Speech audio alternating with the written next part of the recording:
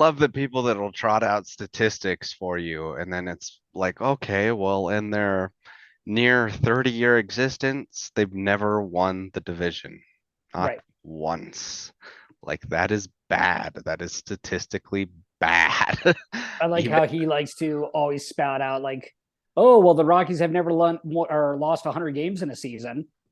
It's like, okay, yeah, they haven't lost. They're the only franchise not to do that, but they've also lost like 80 games or more. How many yeah. times? So They've been shit basically, for how long? like that's why we're not winning the division is because we're just in this middling ground where you're not getting draft picks, but you're also not winning enough games to go to the playoffs. So, like, what's fun about that, Mister? I just want everyone to have fun about baseball. And like, what's fun about that? Watching just a constant, like, mediocre product. And like, that's what they trot out there year after year. And fans are finally starting to see it. And now, like, Broncos fans to pivot to football are having the same issue where we've seen a mediocre product just be marched out of there over and over. Yeah. We've seen general managers change.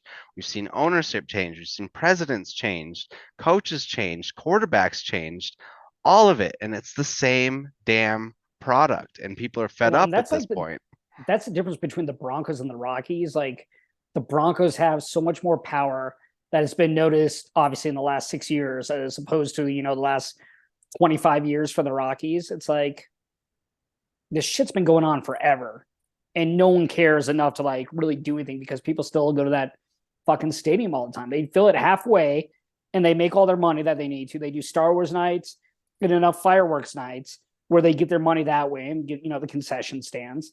So They have the minor league playbook for a major league baseball team of right. like we realize that you're not coming here to watch the product on the field. You're coming here for the vibe, the The environment of it atmosphere. all. Yeah. Yeah, the atmosphere, the events, the specialty items and all that other shit that people go for. Which And is fine. Like I wouldn't even mind them doing more of that shit to get more fans in the stands. But then again, they probably, still don't play whoever. It's like, uh, it's just yeah, well, with the Rockies, it was for me like I can trace it back to basically like they they closed their World Series window with letting DJ LeMahieu go. mm-hmm. And that was And didn't just even trade him. Didn't even trade yeah, him. Trevor begin Story. Like, beginning of the end, where you could just like it you could feel it like it was like, oh, like this team has like a real chance at a World Series window. Like we have a chance to do what the Astros have done. Um, and no, just squandered it away. Just so my ins buddy's girlfriend used to work for the Rockies, and I don't know if I've told you this, but she just said like how cheap the Momforts were. It was ridiculous. Like anytime like someone got higher in a level, they would let them go so they didn't have to pay someone else as much. Um, she was one of the people during COVID that was picking up jock straps and like being like the team janitor, all while like crunching numbers for their analytics team. It's like, are you fucking kidding me? Like, you heard rumors about it, but you didn't know necessarily if it was true. But you wouldn't put it past the Rockies. She's like, oh no, it was. She said like Arenado, like one of the nicest players ever, gave her like some shoes and shit like that. Bunch of other people like that play there, like super nice, super cool. And then the Montforts are just like they don't care. and fans can see it. Like I think that the average sports fan is getting more and more intelligent to give them some credit here, where they see these things, they see these moves being made. Like just here in Denver, like we have another notably cheap owner in Stan Kroenke, but just won a Stanley Cup. Like Mm-hmm. is building a team around Joker with the Nuggets. Um, Potentially going Well, to bring a new arena to the city. I feel And like Cronky like moves his money, right? So he'll move it from the Rams, which he had it at. Right now, it's I think more with the Avalanche and Nuggets, and then he'll throw in like Chelsea in there, Arsenal, whatever fucking team he owns. well, he's more about real estate, and he ultimately got what he wanted out of Los Angeles. So yeah, he probably is, and now he's probably looking at real estate deals here because Well, what's going to happen is they're going to take Elitch's down, and that's going to become real estate. Yep. Which I mean, it'd be nice if they made like a practice arena there, which they could, like a practice facility for the Nuggets and Avs. Um, but it's just gonna be apartments. I'm yeah, I mean, most likely what's going to happen is that they're going to go build the new arena out there in Commerce City, Aurora, out by Dick's Sporting Good Park. Because they own so much land over Because he there. owns the land out there, also owns the rapids, and that's basically just going to turn into the new sports complex. Yeah, like what I thought was his biggest mistake was not making the Rapid Stadium downtown. Yeah, I agree. Rapids were always kind of a bastard child, and honestly, though, just for them to get Dix was a huge step for that team. Because man, I remember watching Rapids games when I was a kid at just like basically high school arenas and stuff. And they used to go practice out at the field out behind my house out in Westminster. So yeah, Rapids have come a long way, but yeah, just the way that like you look what Kansas City has done with like their soccer product Mm-hmm. downtown and how that's honestly become a soccer hub in the United States because of it. Right. Just Well, look at like St. Louis, like with their baseball stadium being down there. I think their football is as well, but that doesn't matter obviously anymore. Seattle, same thing with where their football stadium is and their baseball stadium mhm. right there downtown. Like there's something to be said about having a skyline view. Like again, that's what makes like the Rockies stadium so great, Coors Field, Yeah. is because it's right down there. You obviously get the sunset, which they open up for the mountains, and then you get those like few skyscrapers in the background. You're like, oh, this looks really sweet. So they did that with like putting another stadium like next to Pepsi Center. All those flyovers look amazing when you go over like the stadium, the city, and then if you go over Dick's Sports, it's like, all right, so we got Field and Suburbia here. We got That's we when got we got Stapleton. you start getting out to yeah, like DIA, West Kansas territory where you get away from some of the great things that make Denver Denver. And it would be weird, especially for like the Broncos to see them anywhere other than the west side of Denver, to be honest. But it's looking that way. I'm Like willing to. I like, I mean, the Penners should just keep it there and do what they did the original stadium. Just build it right next door. Like parking's gonna suck for games. Then you blow up the other stadium, and you can do houses, you can do parking garage, whatever you want to do. Make a retractable roof. Don't fuck that up again, you fucking stupid shits. And that way you have a Super Bowl come here. You have it where you have concerts there. You have everything else, but just make it like world class, like SoFi or like Minnesota. I think those are the two best stadiums right now. Well, in Vegas as well. Oh You, yeah, yeah. you got to But throw it to Vegas is Vegas. like different just because it's Vegas and it's the It Raiders. is. It is. It is. Like you can't make a Death Star in Colorado. No. I mean, you could out in Commerce City or Aurora. But like, oh, just don't do that. Like, ugh. Getting the games would be terrible, though. I could just tell you that it would be Well, I a mean, even getting nightmare to games go to here are like games. bad. Like the traffic now, like between the tech center and then when you get to like Sixth Avenue, everything just bottles up. And then coming down from Westminster, it bottles up. It's just traffic is bad. So even I-70 is gonna suck. Like I-70. everything's gonna suck, like traffic wise. Should Like we do what just all Coloradans do and just blame Californians for our problems? yeah, yeah. What we really should blame is technology because we should have Star Trek technology where we're getting beam places. Like I don't need a Jetson flying car. That'd be sweet. Oh, But just let me beam somewhere and I'm happy. public transport in any of these cities would have been ideal, by far. But let's not get a little too off topic here. Let's dive into some football stuff. Talked about Denver quite a bit. So shout out to the Denver people that got extra insight into the city.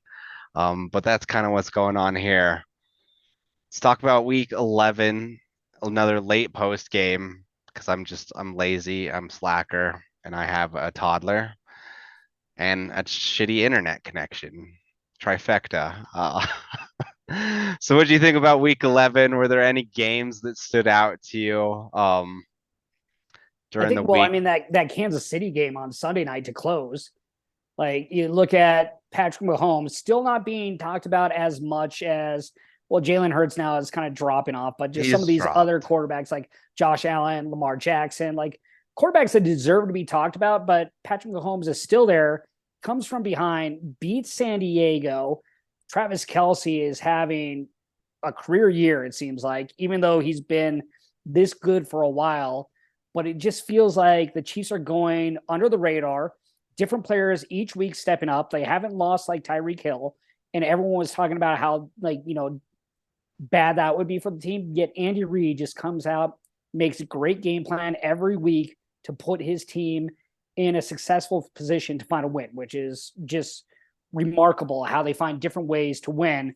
And also, Travis Kelce now is the new Gronk. No one can stop him. Best I tight end in the game by far. that's what I was just about to ask. Like honestly, I think that Kelsey, like his greatness kind of got lost just in the shadow of Gronk, who was, I mean, yes, Gronk is a Hall of Famer tight end, but like it's getting to a point where you have to say like Kelsey, like he's the better tight end. Even better than, I mean, Tony Gonzalez. But he's the best Chiefs tight end ever. He's Yeah, definitely in the conversation now for top five, if not top three. I mean, you easily have top Gronk, you have three. Shannon Sharp, you have Travis Kelce. Those are the ones I can think of right now off the top of my head. Yep. What was Mackey? Was he a tight end for the Colts back in the day? And then you had the Ravens GM. He was a tight end, right? Forever, and then he's not the GM Yep. anymore. So like those are your real like top five guys. And then Tony Gonzalez obviously in there. Um, I feel like we're missing one from that Shannon Sharp, Tony Gonzalez era as well. And then Mark Andrews, he's consistent, but I don't think he's top five ish. Yeah, I'd say he's easily top three. Like the conversation is probably I'd say between him and Gronk of like who's the best modern tight end Yeah, yeah.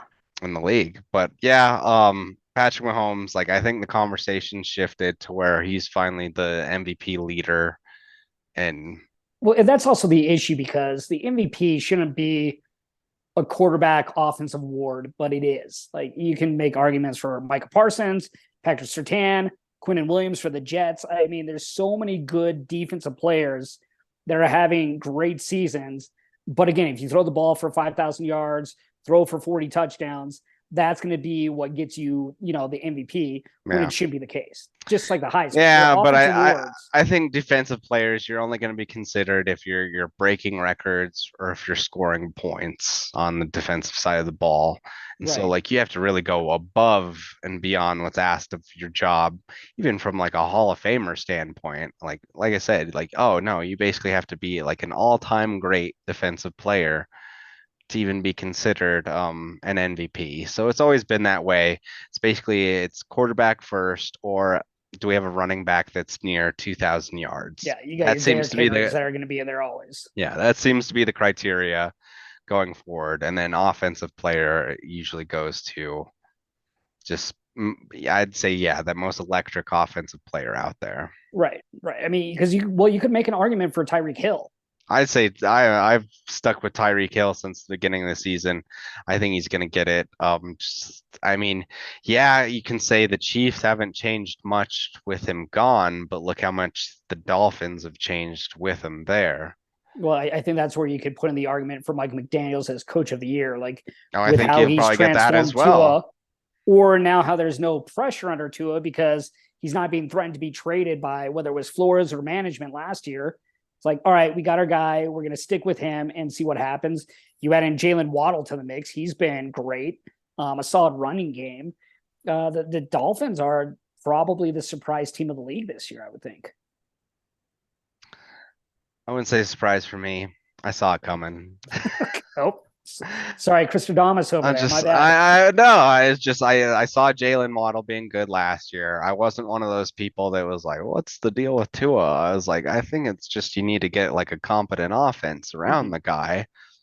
And case in point, So yeah, and then Mike McDaniel, just like what he was doing in San Fran, I was like, okay, like plug him with Tua that needs that, and then you're throwing in Jalen Waddle and Tyreek Hill. I was like, of course, this offense will be great. Like more my concern with the Dolphins was, is Tua going to stay healthy? How's the defense going to look? And so like they've actually held on the defensive side as well. So credit to the Dolphins. But yeah, they've gotten basically to a point now with that offense where like it's even surpassed my expectations where like I'm surprised when they're punting the ball right now. Mm-hmm. Mm-hmm.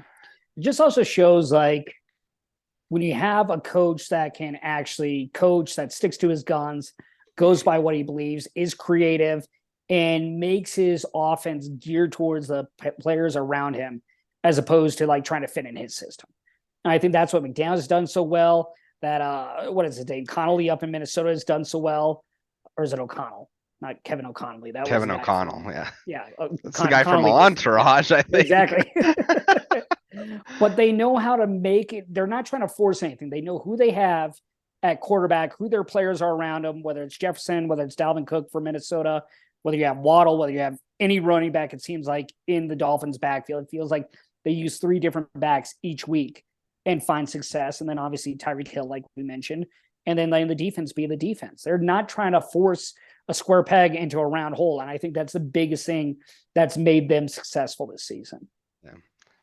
Take this with a grain of salt, people. Don't freak out when I say this, but it does remind me of the Broncos offense from 2012 of just that's like their offense is clicking in terms of just like two great outside receivers, like just a rotation of running backs and just fast paced coming at you.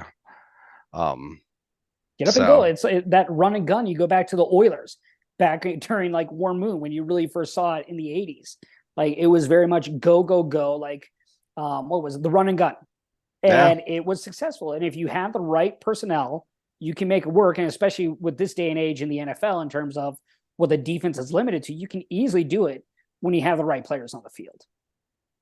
But you just need to know how to call an offense. You need to get those plays in quick. You need to know what you're going to run. You can't second guess yourself.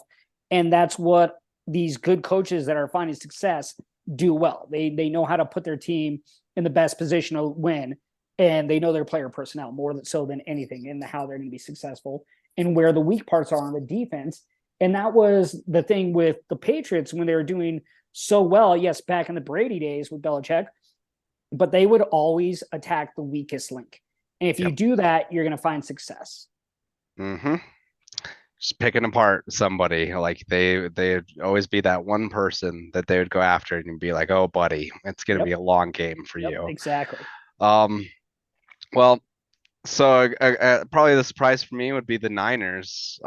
Like I expected them to beat the Cardinals, but that's another offense that's so many weapons. Like Jimmy G just has to basically just not turn the ball over, not get sacked.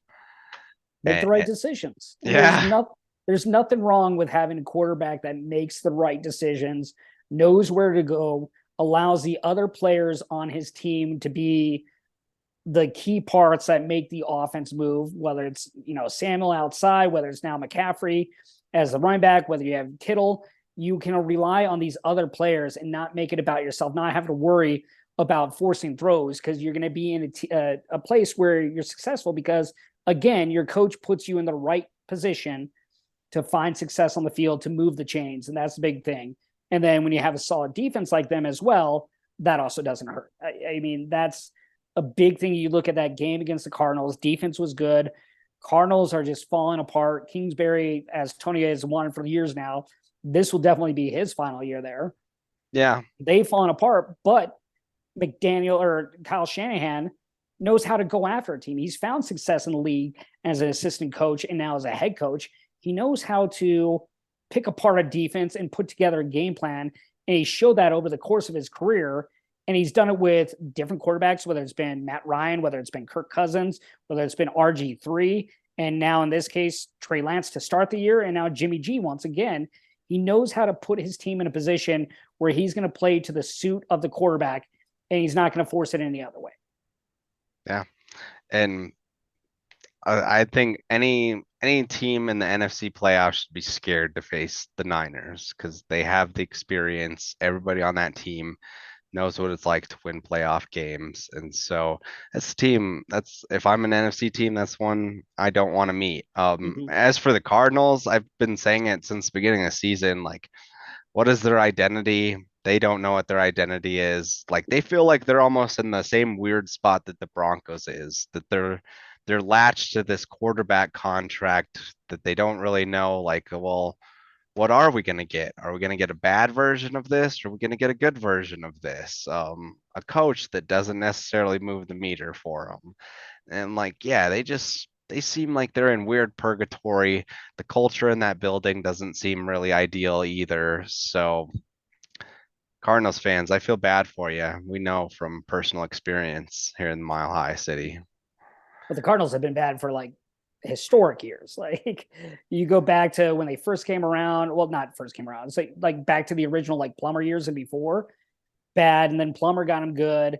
Then they kind of fell off again, and then they were good when you had Kurt Warner come in, went to a Yep. Super Bowl, lost. So they've had their ups and downs. They've seen what success can look like, but they've just never found consistency, which is weird because one, you're in Arizona, it's warm year round, so that's a plus. No state taxes, so that's another plus if you're a player wanting to go there. Scottsdale's the perfect location, and then you're a short trip away from LA. So when you're talking about players wanting to go to cities for like a specific reason, you would think that's always would be a destination, but it just never has been that place that's drawn people in. Like you look at Denver, not comparing it to Arizona, but I would think that Arizona would be the more, I guess, better suited destination for a lot of people as opposed to Denver because of the cold weather, more so than anything. And yet Denver, because they were putting teams out year in and year out that would go to the playoffs, make a run for Super Bowls, that was always the destination for a football team. Now that's changed here over the last 6 years. Yeah. Um, and but the kind of the weird thing about the Cardinals, I'd say the last couple of years is on paper, they should be a good team. Yeah. Like years previous, like you talk about Kurt Warner, Jake the Snake years, like those were underdog teams that you Mm-hmm. didn't necessarily expect to perform. This team actually had some expectations to it, and on paper, looked like a very good team. And they You have just have DeAndre been, Hopkins, you have Ertz, you have JJ Watt on the other side. That was a big defensive get for them a couple years ago. mhm. Uh, they have the players on both sides, but yeah, there's again a connection, and I think partly it comes down to coaching. And it talks about what you were just saying, their identity. What kind of team do they want to be? And I think really they don't know, and Oh, that's the biggest issue. and it probably does come down to culture. You see a team like the Seahawks or the Niners and how they've dealt with adversity with their squads compared to like the Cardinals, and it's night and day. So I think that is a big portion of it. All right, got some World Cup going here. I'm gonna try and let you go here in a second, but I do have a question for you. Are the Cowboys for real with that win over the Vikings? Well, no, because they lost the week before. Well, Like that one that was a trap game. they're up and I down. Yeah, but you call it a trap game, right? But you should be able to win every game. If you're going to be a Super Bowl contending team, there's games that you shouldn't lose and there's games that you should win. And they showed last week why against Minnesota why they should be that Super Bowl contender. But until they prove it week over week, I'm not going to believe it. I want to see how they continue to use Pollard going like into this future. What CD Lamb does. Are we going to see more Michael Gallup? What's going on right there? There's just certain things I want to see from them offensively. And then defensively, I mean, Micah Parsons is just disgusting. Diggs had his best game going against the Vikings and shutting down Jefferson. How does he build off of that game? So I just need to see consistency from them more so than anything because I just think McCarthy's going to come out. He's going to make one of those game plans and they're just going to crap the bed again. And we're going to be back to saying, what's wrong with Dallas? Why can't they figure it out? And I think a lot of it is due to their coach. And we're going to see what happens. So you got a guy like Dak Prescott, does it week in, week out, throw the ball, run the ball, whatever you need him to do. He's not afraid to like go with a strong suit for his team. and he finds ways to lead that team that we haven't seen when he's out. Like, it's just a different game when Dak Prescott is in. And when he's in, that obviously gives him the best chance to win. So most importantly for them, he needs to stay healthy. So if they were to get Odell Beckham, do you see him setting the team back or actually getting them over the hump? Um, Obviously, it makes it tougher to game plan for other teams. So I think that could set them over the hump. The question is then how to utilize him properly. And that's always the biggest question when implementing a new player. But yeah, I would say that would put him over the hump because of who Odell Beckham is, who he's been in the past, whether it's with the Giants, whether it's with the Rams. Obviously, the guy knows how to get in a position to win. I think he's past his diva days as well. So now him coming in, I don't think he's going to be a detriment to that locker room. I don't think he's going to be a distraction because everyone's going to say, you need to get Odell the ball. You need to do this for Odell. You need to do that. Where I think that wouldn't be the case right now for Dallas. And I don't think Odell is searching for that. See, that's my prediction is that he's going to want the ball immediately. And so now you're taking away touches Lamb. from guys, yeah, Lamb that have been a part of this offense. They've been here all season. Like their blood, sweat, and tears have gone into it. And then suddenly this guy shows up and is like demanding the ball and wants all the attention, wants all the glory if they do win. And so I can see why that's a chemistry issue. And I think that's kind of honestly what happened with the Browns team with Odell. Well, I guess like you look at that too, like, does that take away from Zeke and Pollard in the backfield? Do they try to become a team that they're not because they have Odell Beckham and now they want to air it out 40 times a game because they have all these different weapons that they feel they need to feed week in and week out, and then you forget about that backfield? Because when that running game is going, when they can get those little swing passes and screens going and getting the running backs involved in terms of just those quick passes, it changes the dynamic of the Cowboys dramatically. And if they get away from that, they get away from that identity, I think that could hurt them. Well, if they don't try to force feed Odell and the rest of the receivers the ball, I think they're in a good spot. But if they do that, they could be in trouble. For as many points as the Cowboys scored on Sunday, Dak only dropped back 25 times. Yeah. It's like you look at the passes that he had to, again, Pollard out of the backfield over what was the 167, 170 total yards that he had between rushing and reception. And that the little wheel route that he had where he got past the linebacker, it was, I think, a 15-yard pass, 20-yard pass max. And Pollard just did the rest. He just outran the linebacker. 189 yards total for Pollard. Okay. But yeah, like Dak, like we've seen it, the games where he's dropping back 40 times a game, that's not good for the Cowboys. You have to have some balance to this team. So to your point, throwing in Odell to that, like, does that suddenly, like, do you suddenly go from 25 pass attempts to 35 pass attempts? Right. And I think that's where you get into some sticky territory with Dak. For sure. Like, just don't change what the team's identity is right now. And that's really, I feel like for a majority of the Cowboys under Jerry Jones, it's been when they're a running team, they're a better team. When they're more balanced, they find success. When they try to throw the ball too much, that's where they find issues. Yep. And that gets their quarterback injured. It gets their offensive lineman injured. Lots of things. So yeah, I agree with there. All right. Before we leave, we've got the World Cup going on in Qatar. How would you say it, Mr. Announcer? Qatar. Qatar. I've heard it probably 50 million ways. So Qatar, okay. Well, it also depends on who's pronouncing it and where that announcer's from. Because, you're the one actually announcing soccer games, though. So like, when you hear like Costa Rica, like you numerously hear it Costa Rica, and I've heard this from Canadians, I've heard this from English people, Irish people. I feel like Americans are the only one that says Costa Rica, and it's that. So I would say Qatar, but Costa Rica. But Qatar, I mean, it is what it is. So who do you think? Who would probably be your top three predictions for who's going to win this cup? Starting with, start with three. Okay, we'll start with four then. Who's four? No, I'll tell you. Number four on your list of. I'll tell you who I had before. I had Argentina defeating England. I still think England's going to go far. I think France could with their performance. Okay. And Belgium, even though it's a 1-0 game against Canada, I think those are the main three. Although Spain looked really impressive today against Costa Rica, but I just think Costa Rica is that bad. I would still say England, France. I think Argentina is going to bounce back. I hope they do. Because, I mean, it would be disappointing to see Messi knocked out so early in this. I think they'll get it together. And that's like the thing with the World Cup.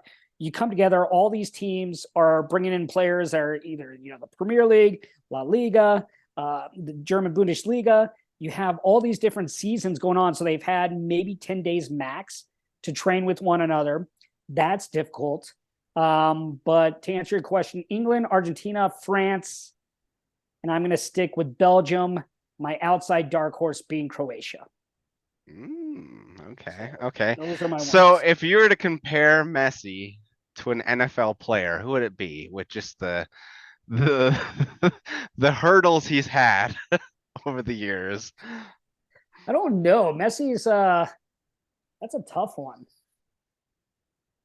That is a tough one. I don't know. I honestly can't think of maybe Mahomes. No, because Mahomes wasn't right out of the get like talked about. I honestly don't know. Mahomes or Messi is like his own unique player. He was that good from the start, and he continued to live up to that. That thought process of what he was going to be being brought over to Barcelona at the age of 12 or whatever it was. Had immediate success, like between him and Ronaldo. Those two guys have continued to do it until their mid and late 30s, and just have. I don't think you can compare him to anyone. So the real answer is LeBron James before he went to the Miami James, Heat. Michael Jordan, like someone like that. Yeah. Like, I mean, you think of like John Elway, I guess, like a number 1 overall pick. Manning, but like Marino, I mean, huh? Marino.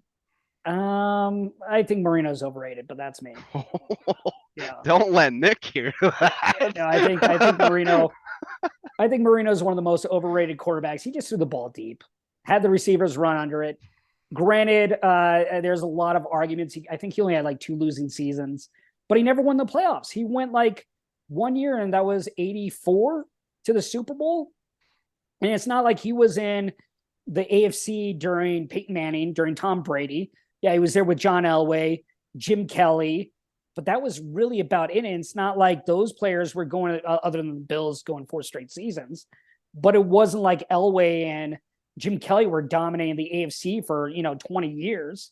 Yeah. So like there was the Browns in there during that time with the 80s and Kozar and maybe even Testaverde. Let's see who else.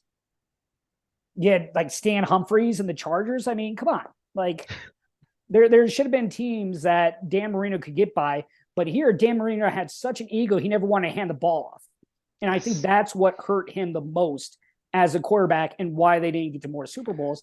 If he just hands the ball off to whatever running back is back there, I think that gives them a better chance instead of just relying on his arm, because they had a defense with Jason Taylor, with Zach Thomas. It wasn't like they were awful, and they even had a good cornerback or secondary there for a while as well. Handing the ball off. That's what it gets you, people. That's what it gets you. I think Dan Marino was like many quarterbacks, just wanted to throw the ball and live off his arm. And that's how the Dolphins found success, but it's also how the Dolphins found failure. It's true. So yeah, tell Nick hello. All right. On that note, that's been the post game. Dan Marino is overrated. Thank you to Josh Toll. But I will get his isotoners. Okay. Tua should get an isotoner commercial. He needs one. He does. He does need an isotoner or like the gold band or what is also, it? Look at Dan Marino as a GM. So we can talk about that and how sometimes that just doesn't translate over. Yeah, even Elway, as bad as he was as a GM, got a championship. Yeah, he did. So, all right, back to World Cup for Josh. Let's get him out of here. Thank you. It's been the post game, everyone. Have a good Thanksgiving week. Thanks for watching the Sports Buds. Be sure to like, follow, and subscribe.